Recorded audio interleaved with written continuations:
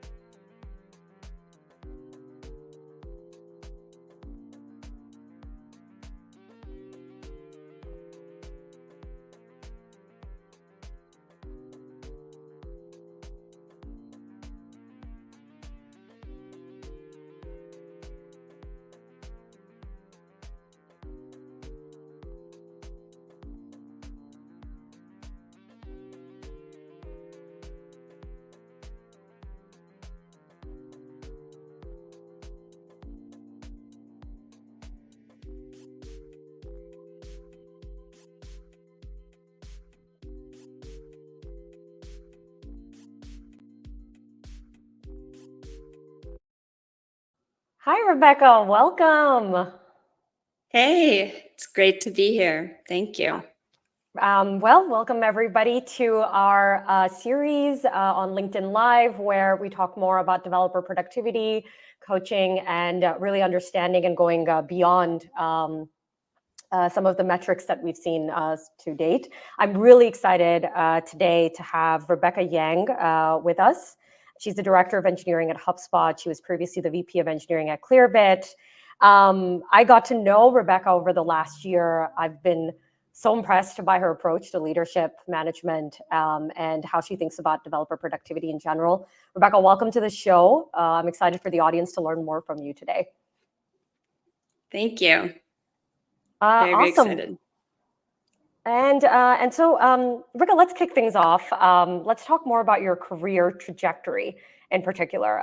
You've had this incredible slate of roles at startups as well as now at a public company. And so talk to me about how this all started for you in your early career, especially considering that you've been in growth roles before. Definitely. Before I get started, I just want to say that the views expressed today are solely my own and not a reflection of the company I work for.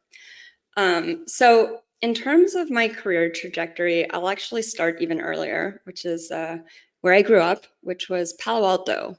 I was immersed in technology from an early age. My favorite class was computer lab, and I started coding in middle school with True Basic. I was part of the founding team of my high school's online journalism program, and I built websites for money in high school. My mom got her coworkers to pay me to build websites. In college, I studied economics, and then I graduated from college during the Great Recession. And the first 6 months out of college, I actually worked the night shift as a security guard for Logitech. I was rejected from probably 20 plus companies I'd interviewed at during that period. And I finally eventually landed an internship at a digital advertising agency called iProspect, which taught me quite a bit of grit. From then, I moved into paid search engine marketing. So I was an analyst. Back then, we didn't have automated bidding like we do today. So the work entailed sort of downloading thousands of keywords, analyzing the performance, and determining how to bid. A lot of ad copy testing. I think that this taught me systems thinking and how to think about cause and effect relationships, because you would change a keyword bid in the morning, and by like noon or 1, you'd already see a change in performance. So it kind of got me addicted to that, like, make a change, see the result feedback loop that I think I still have to this day. I also worked in client services, which helped a lot in terms of expectation setting and honoring your impeccable agreements. When you have a client and you say you're going to get something done by a certain date, you are not allowed to go over that by 50% or whatever. And I think that has served me well in my career. And after sort of working in digital marketing for a while, I joined an early stage SMS messaging startup called Sonar. I was engineer number 2, I believe. Worked there for 4 years. We built the thing from the ground up. It was a lot of late nights, but we ended up getting acquired. And then after that, I joined Clearbit as VP of engineering. We also got acquired recently by HubSpot. Thank you, Rebecca. Let's go back to that client servicing role that you had, and now being director of engineering at HubSpot. I want to like double click on that growth background. There's very, very few directors of VPs of engineering, just engineering leaders in general, that have actually been on the growth side. In my personal experience of you, I feel like that has an effect and an impact on how you manage and how you think about business impact in particular. So can you talk to me about that client servicing role and the background that you had, coming from an undergrad in journalism in particular, and then being a security guard at Logitech? It's a pretty varied background. And so tell me about, like, how do you think that affects how you manage and lead today? I think that I find a lot of things interesting, which is helpful. And having worn so many different hats, not just like, with some of the roles, but also when you join an early stage startup, even if, you're expected to code, you're an engineer, you're going to be wearing a ton of hats. And I think that all of these roles have helped me build quite a bit of empathy for my cross-functional partners. I sort of understand the problems that keep them up at night. And it makes me understand how to communicate with them better, and also how to sort of like adapt and read the room. It's easy for me to tell if someone is worried about something, even if they're not expressing it outwardly, which has helped a lot. Wow, that sounds like a superpower. From that's going beyond empathy, I would say, where it's because I feel like that ability to read the room, and I think as tech and engineers, and companies generally and startups especially, it's been a lot of tough times in the last few years. So talk to me about that. Like, how has that ability to read the room helped? It helps a lot, especially with a very quickly changing external landscape. And so, when I joined Clearbit in, I think it was 2021, we were growing very, very quickly. It was, zero interest rate environment, and things were very, very exciting. I think we doubled the number of employees at Clearbit in less than 6 months. And then suddenly everything changed. And a lot of folks maybe didn't realize what was happening, but because I understand how deals move through the sales pipeline, I understand how to understand changes. You know, if our sales compensation strategy is changing, how we're thinking about quotas is changing, it made it very clear to me what the like message behind the message was. And so on the engineering side, we had to do some operational changes to keep up and to continue to survive in an environment that was pretty unforgiving. You know, one thing I have deep appreciation for, Rebecca, is I remember, you know, when you were going through this time, and even for us, as we've gone through the ups and downs, I feel like really lucky to call you a mentor, because I feel like this is something that I personally feel like we received a lot of support on too. And, you know, we got to talk about it. And I think it's interesting you even mentioned that, like, having the ability to understand the sales cycle and understand, you know, like from a growth perspective, like have that empathy. And because I think like one thing that's interesting from an Eng leadership perspective, I feel like Eng leaders that can translate, and I would call it translation in some ways, because you need to be able to talk the language of business stakeholders, and I think you do that really effectively. And so I wonder how much that played a role in being able to navigate these murky waters. I think so. I think so. And it's, I mean, during really hard times, everyone is feeling an elevated level of stress. And it's very, very easy for things to devolve into finger pointing or,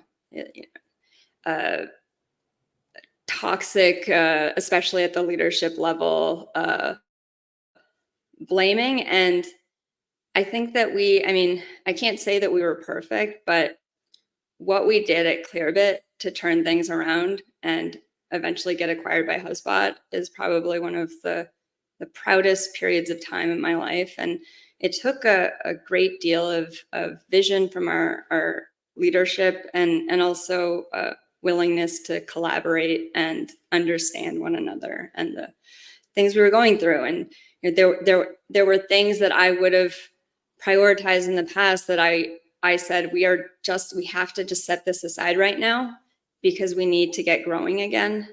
And it was hard. I mean, there are a lot of people on my team who were upset that we weren't prioritizing certain elements of quality, for instance.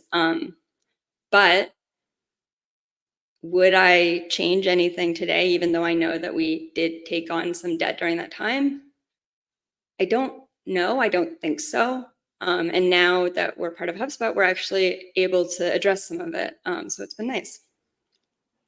So Rebecca, could I say that you're almost a growth-focused Eng lead? Is that even fair for me to make as an assumption? And if you agree with that notion, what do you think it takes to be one?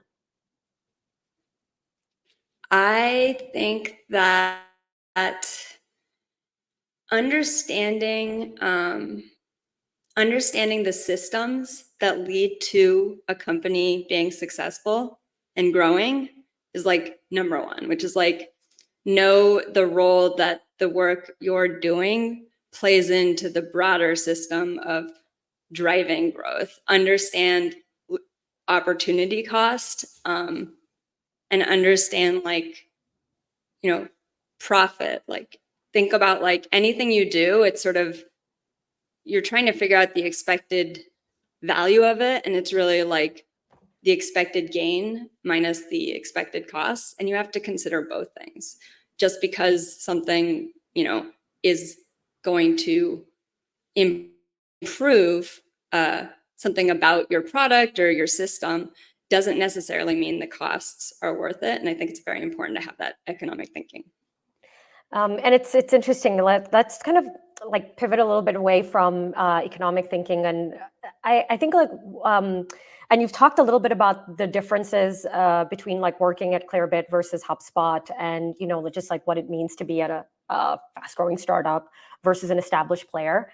Let's kind of go into developer productivity a little bit more, because I know this has kind of been the topic du jour, just in terms of like within the industry, but then it's something you and I have talked at length about, especially.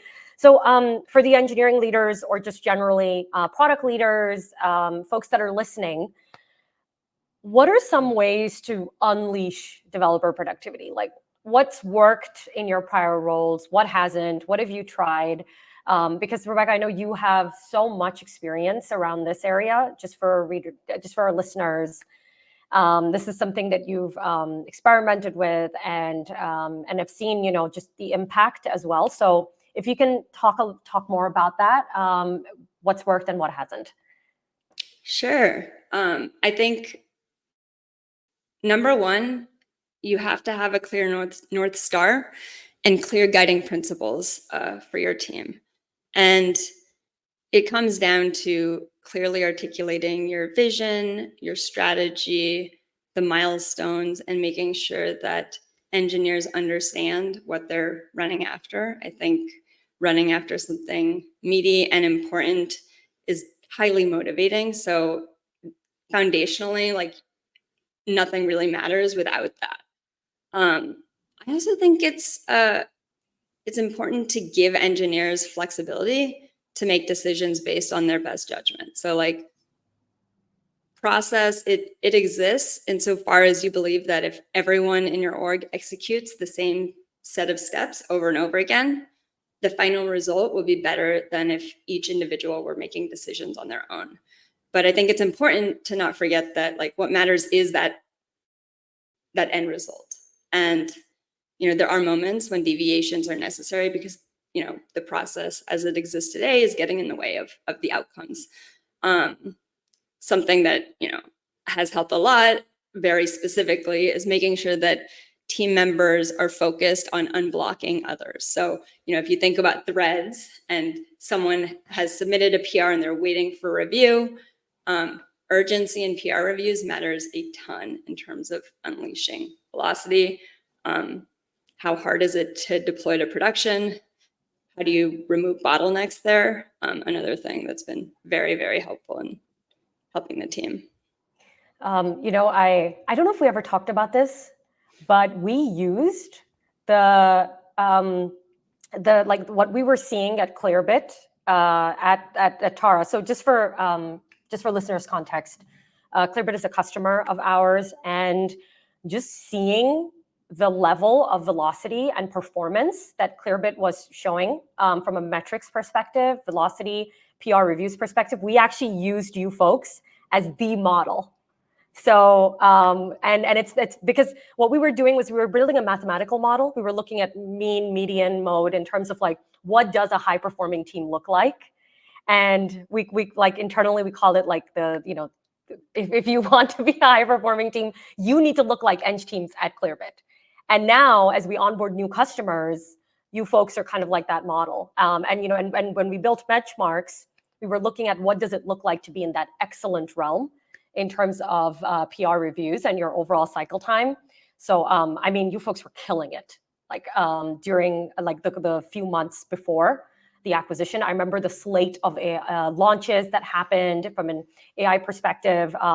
We've also been users of some of the enrichment tools at Clearbit. So it was just so amazing to see that in real time and even talk about it. Like, we got to talking about it over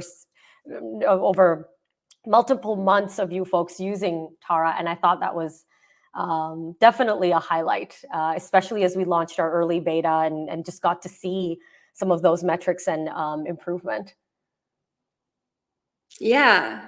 There's nothing that rallies people together like a tough challenge. And in our case, it was, fighting for survival. And we have a lot of people on the team who care deeply. And it was, it was a challenging period to lead through, but also very rewarding. Yeah. And Rebecca, just to double click into that, what do you think was helpful about using Tara as a platform when you were at Clearbit, now at HubSpot? in terms of like the value prop or even just the value that that you received when it comes to developer metrics. And I know we talked at length about Big Brother, right? And how we're really trying to steer clear of that from a platform perspective, really focusing on what are friction points that we can reduce for teams. So what do you think was helpful about the product and the platform as you went through even this, transition period? Sort of like when I was talking about paid search, how you sort of make a small tweak to something and then you have very, very quick feedback about how that change has manifested in a change to performance. Tara was a key tool solution that we used during this period. And we tested a lot of different changes to how we were organizing. We changed the role of the engineering manager from being sort of a pure management role to a player coach role at the first level. And then we saw how that impacted our ability to ship. Tara was so valuable for understanding where time was being spent, where things were getting, where we were getting caught up in sort of bottlenecks, even like,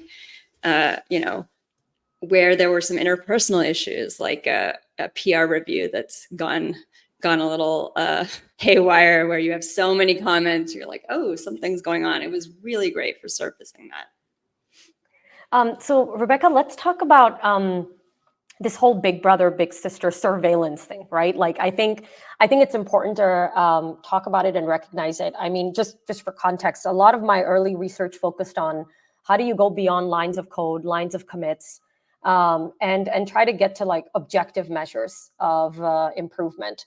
What are your thoughts on this? And because I think there's a delicate balance, right? But I feel like you are so performance focused in a really good way. And I feel like it brings teams together. It really motivates teams and individuals in terms of like what I've observed of your management style and getting to know you over the last year. So can you talk to our audience about what is, what does it mean to have this, like differentiating between productive and counterproductive uses of these metrics? Yeah. I mean, we always joke that no one wants to feel like Big Brother is watching you all the time, or Big Sister is watching you all the time. And if you make any mistake, or you have, a bad day, a bad week, that somehow you're going to get caught or, get fired. And I think that is just not what these metrics should be used for. Productivity is about the outcome. It's not about tracking someone's every keystroke. If there was a perfect metric for outcomes, that would be my preference, but that doesn't exist. So we use sort of directional metrics that are correlated for outcome on a typical team. And what I found, and I'm like, I believe in transparency. Like, I think that people deserve to know that, some of these metrics exist and that they are being looked at. But I try to remind folks that if you focus on solving for customer needs, you probably don't need to worry very much about these metrics. That's what I found, is that the engineers on my team who are focused on solving problems, focused on the product, they don't need to worry about this. It's the ones who are getting caught up in other stuff who do. And I also think there's a lot of, like, some of the qualities that make someone a really good engineer can sometimes be problematic when you look at aggregate metrics, like as an engineering leader or manager might look at. So a lot of people will focus on, well, what if someone is gaming the system? What if this? What if that? I think that those are edge cases. And, there's lots of detail you can dive into to understand if that's happening. But just because there's sort of the possibility of an edge case doesn't necessarily mean that somehow the entire solution is, irrelevant or not useful. So I believe that it is one component of many in understanding the health of a team and the health of an individual engineer. So when you look at the health of a team, and you're trying to understand, like overall, are we looking at, from a health perspective, is this like you mentioned lack of engagement, right? Like there could be lack of engagement on a certain team. So Rebecca, talk to me about what does poor engagement look like? What does good engagement look like? And generally, how do you make it so that it's fair evaluation in some ways? Yeah. I think so on a team, it's interesting, but the thing that I have noticed that is the uh, most like telling sign that a team is engaged is just the amount of activity you see in their public Slack channels. And I say public for a reason, which is if they're doing all of their conversations in a private channel or in DMs, that usually means there's maybe a lack of psychological safety, or they're trying to, get away from the eyes of leaders and maybe don't feel safe to do that. But if they're in a public Slack channel and they're chatting about the work they're doing, like that usually is a really good indicator that the team is really engaged. And you'll see that reflected in like the PR activity and the Git activity. In terms of sort of ensuring fair evaluation, I think looking at longer time horizons, like this isn't sort of, yesterday you didn't do enough, I want to see more today. It's, looking at a quarter of data, or, a month or something like that, and having conversations. And also, there's different roles, like the nature of the work can be very different. There is a lot of valuable work that just won't show up in GitHub, and that's okay too. Just understanding where that happens, and being open and curious when looking at this information. Rebecca, let's delve into difficult conversations when it comes to even just discussing engagement or what you're seeing overall from just productivity. So you mentioned psychological safety. So when having these conversations, how do you create psychological safety and build trust with your engineers to be able to have these conversations? Yeah. I like to start by assuming best intent. So the language I use when talking to an engineer or an engineering manager is not accusatory. It's mostly curiosity and asking questions, very few assumptions being made. It's often a time management issue, assuming that the person, cares about the work they're doing and about doing a good job. And, I think it's really, really important that up until the day that you have decided to maybe like let someone go, they should have every chance at redemption in your eyes. And so if someone, is not performing to your standards or expectations, you should not have decided like mentally that they have failed until like the day that it's time to let them go, because otherwise it's not fair. And people do change and they do improve.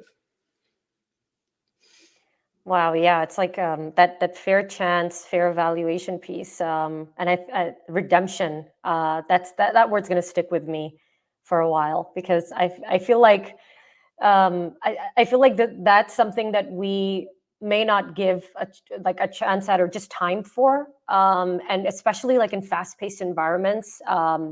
I know, I mean, like in my past roles, I've had to deal with that in terms of even just personally. I remember in my this was just like right out of college, my second role right out of college. And it was like I was fired, and this was like in week 2 of the role, literally. And so there was just so little that I had the chance to even like talk about like what happened, what was it was, and it was just such a shock to my system. So I think that redemption piece is really key because I think, and I remember it was actually for a role in brand marketing. I didn't want to be in brand marketing anyway, so I think it was definitely a silver lining eventually, because it's interesting. Even when you talked about your early career, so much of our early career actually shows signs of where we really want to be in our roles. Like I was also building websites very early on, and this was like I knew I didn't really want to be in marketing or finance. Yes, I wear marketing and finance hats now in my role, but it's so fascinating how like that early signs of where and what you're leaning towards in your free time. So it's so cool to learn that your mom's friends were paying for their websites to be made. What was the one website you made, by the way? And is it still live? Oh, it's definitely not live. She had a coworker, and I think his name was Johnny Smith, and he had a band, and I made a website for his band, and it was so ugly. Like it was so bad. I think I had it on like GeoCities. I'm glad it's not still on the internet. I would be very embarrassed for people to see it. Mine was it was a Harry Potter fan club. It was called Potterific. And I remember using a lot of like wands in the background. But I had 82 users. I'm very proud of that website. It's no longer live, but it was in MSN groups. So I'm sure yours I'm sure yours looked better than mine though. Awesome. Well, Rebecca, I know we're for the audience and folks listening, in about 6 minutes, we're going to go into live Q&A. Before we do that, let's talk about hiring. So this is a question I receive pretty often, actually, from end leaders, and just generally, like from a hiring perspective, as they're thinking about expanding their teams. What are some traits you personally look for, Rebecca, when you're expanding your team or when you're looking for directors or managers to hire? Number one, I like to look for a sense of ownership. The way that they talk about problems they face, is it sort of like the problem's happening to them, or are they happening to the problem?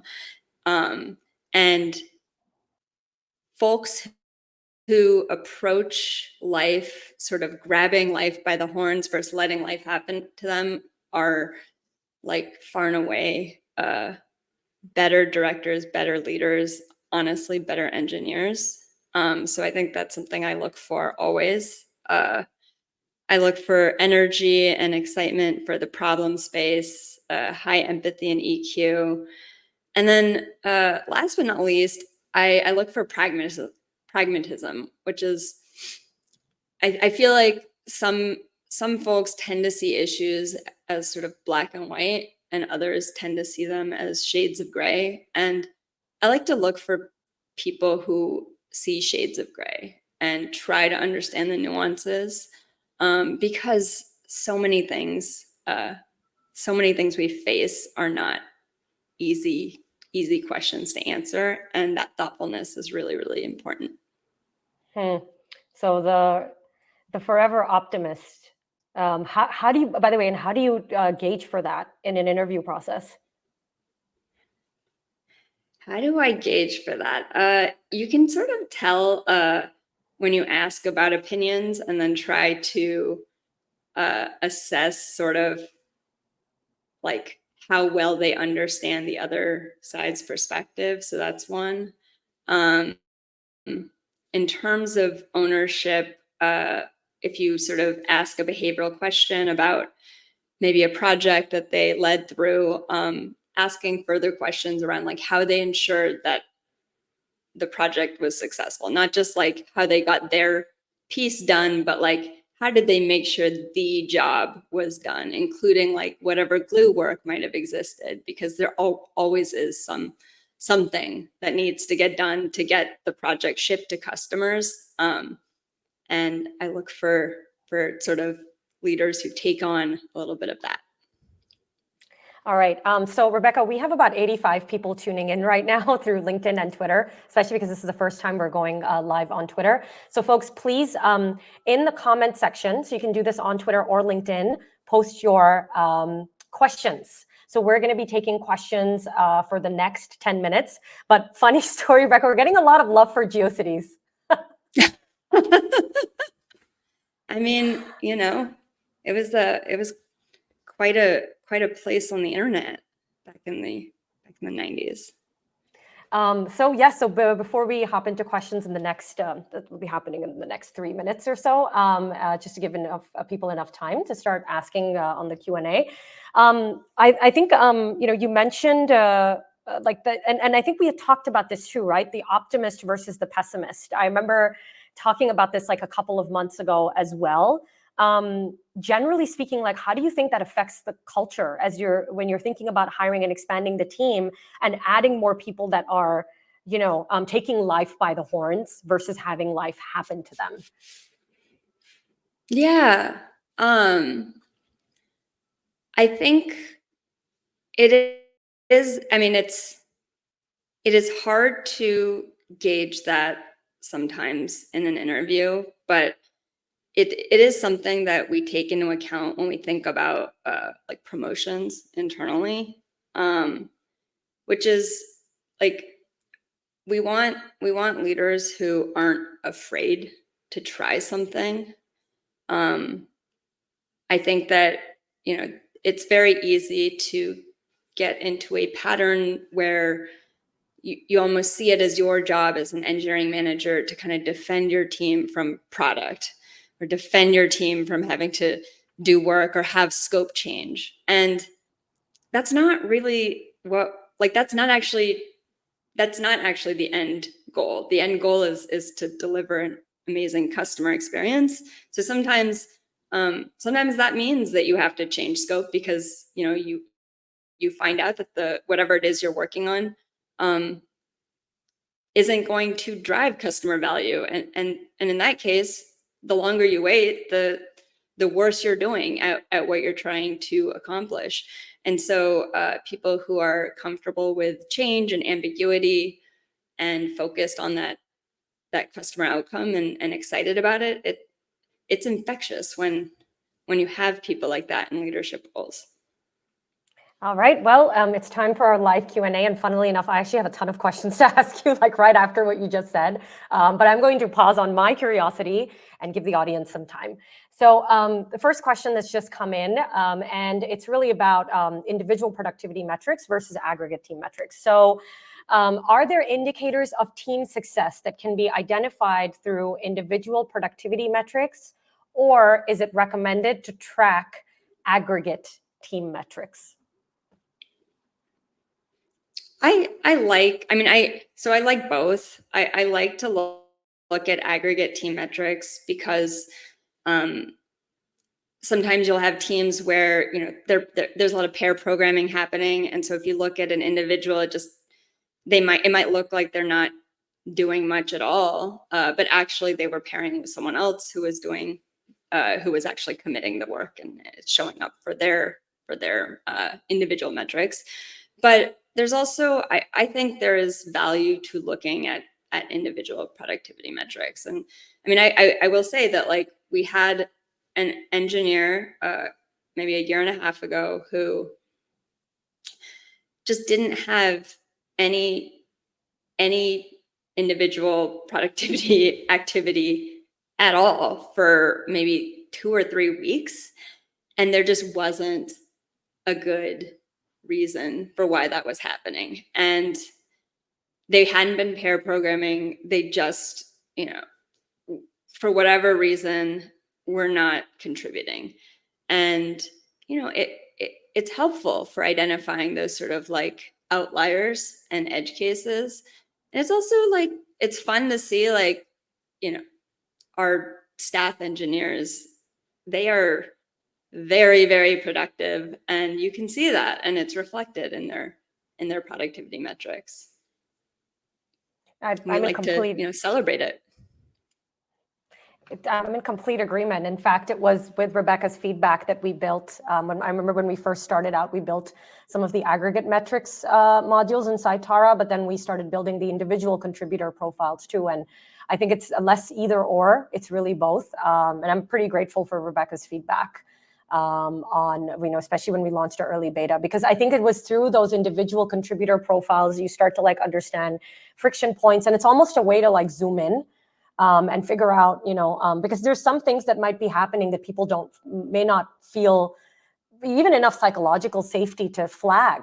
So it's like, can a system pick that up where someone is carrying the bulk of the reviews and they're the only person on the team that's doing that? So I remember some of that feedback that came from you, Rebecca. So thank you. All right, next question. While not mutually exclusive, how do you balance considering all the nuance of a situation with developing and exhibiting conviction to either move quickly or get leadership or teammates on board? Really interesting question about decision making. Yeah.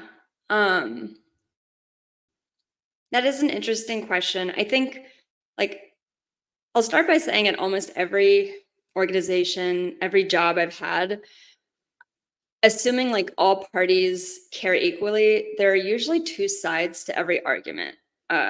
There's sort of the higher rigor, higher fidelity side, and then the move faster velocity side. And what I've found is that every company sort of has their equilibrium. In general, as the company size increases, fidelity and rigor become more important. For smaller companies or pre-product market fit, you don't have as much time for that. You have to move quickly. So I would say it really does depend on the size of the company and the culture of the company. But ultimately, if you're a startup, you gotta move quickly. And people will complain. You just have to get used to that and help sell them on why it's important. Eventually, the swirl will calm. And yeah, I think it takes a little bit of mental fortitude to just push through. We're also getting love on an active PR review culture. This is Seth. He says an active PR review culture, Seth Duncan says, is huge. Yeah, definitely. I think it's very, very important to unblocking people. So Rebecca, considering the I would say juxtaposition between startups and when you're working at larger companies, in terms of whether taking your time to make a decision until you have all the data versus having to move quickly, what do you think is now that you've been in both environments? How are you thinking about bringing that startup that fast decision making to more of an established culture and established company? It's a good question. I remember asking, I was interviewing someone for a eng management role, and I remember asking him what the right amount of process is for an organization, and he said, just not enough. And I kind of liked that answer, which is if people feel really satisfied and everyone's completely thumbs up, this is a perfect process across the board, it's probably too much. And I thought that was really interesting. I actually think it's very much a top-down exercise, because if you let the loudest voices dictate how much process and fidelity you're going to have, you're not going to be very intentional about where you land, because there's always going to be someone who wants more clarity, more steps, more everything. And as a company grows, you get a lot more of that, honestly. It sounds like it's a pretty delicate balance, and really deciding, because I know even just for me personally, one thing I've been pushing myself to do is to make decisions with less and less data. And I mean, in our stage as a company, that's absolutely going to be the case anyway by default. But I think one thing for effective leadership and just effective decision making, there's only so much data. And I think it's funny, I even read a study, and I don't know what you think about the study, Rebecca, where they compared two leaders, one that was making decisions, like let's say 5 decisions a day, but she was only right 75% of the time, versus somebody that was only making 1 or 2 decisions a day and they were right 85 to 90% of the time. And typically they found that somebody that was just making more decisions, it was just overall better for the team and for the company, and even getting only being right 75% of the time, because you're just making faster decisions generally, and it's better than making no decision. I think that's right. There's like a story I read a long time ago about a pottery class at Harvard, where at the beginning of a semester, the professor divided the class into 2, and you had one side who were going to be graded on building the most perfect pot, and the other side that was going to be graded based on just the volume of pots they produced. And so they were just going to take all the pots at the end and weigh them. And at the end of that semester, what the professor found was that the side that was being graded on just the volume of pots was able to produce a better pot than the side that was being graded on producing the most perfect pot. And the reason was that the perfection team was focused on theorizing and sort of making this perfect pot, while the other side was just iterating and learning along the way. And I think that if you're able to make a lot of decisions quickly, you're also able to learn very, very quickly and kind of hone your decision-making process along the way. Rebecca, we have gone way over time because you are so engaging and so thoughtful. And I'm sure the audience has gotten so much out of our conversation today. Thank you for being on the program. I feel like I learned so much just being in your presence, and I continue to learn. And so I'm really grateful, and I have so much gratitude for you. Just considering you an advisor, but then also as a customer of Tara. I feel like I continue to learn from you every time we meet, including today. So thank you so much. And Rebecca, any parting thoughts for our audience as we end? I think that there's no exact right way to build a successful company. Product market fit is really important, but outside of that, there's a lot of mistakes that we make along the way, and we just keep learning from them. And yeah, I'm excited to see Tara continue to grow. And yeah, if anyone has any feedback or questions, please reach out to me on LinkedIn, and I'd love to chat with folks. Thank you, Rebecca. Thank you so much. And now we're going to call it a wrap. Appreciate all of your insight and wisdom shared today. And folks, stay tuned for another episode. We should be announcing our next guest in the next week or so. And thank you so much for tuning in. Onwards and upwards.